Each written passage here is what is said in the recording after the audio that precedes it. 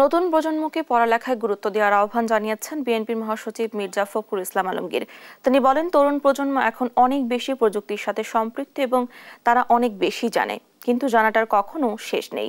শুক্রবার বিকেলে মুন্সিগঞ্জের সিরাজদিখানে ঢাকা কলেজের রিইউনিয়ন অনুষ্ঠানে এসে সাংবাদিকদের সাথে আলাপকালে এ কথা বলেন তিনি। এ সময় তিনি ঢাকা কলেজের স্মৃতিচারণ করে বলেন, 1963 থেকে 65 ব্যাচের পড়াশোনাকালীন ঢাকা কলেজের বন্ধুদের আজকে এখানে পেয়ে ভালো লাগছে। তবে তখনকার সময় আর এখনকার সময় অনেক পার্থক্য, চিন্তা ভাবনা, প্রযুক্তি এবং জেনারেশনে।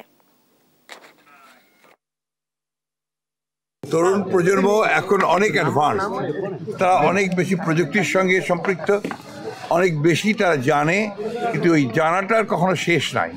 এবং যে কথা আমি বলতে যাচ্ছি যে সবচেয়ে বেশি তাদের লেখাপড়াটার উপরেই সবচেয়ে বেশি গুরুত্ব দিতে হবে। ঢাকা কলেজ একসময় ছিল, ইট ওয়াজ দ্য হাইয়েস্ট, ইনফ্যাক্ট বলা যায় যে সবচাইতে উঁচু একটা প্রতিষ্ঠান ছিল। ওই গৌরবটা যেন আমরা না হারাই।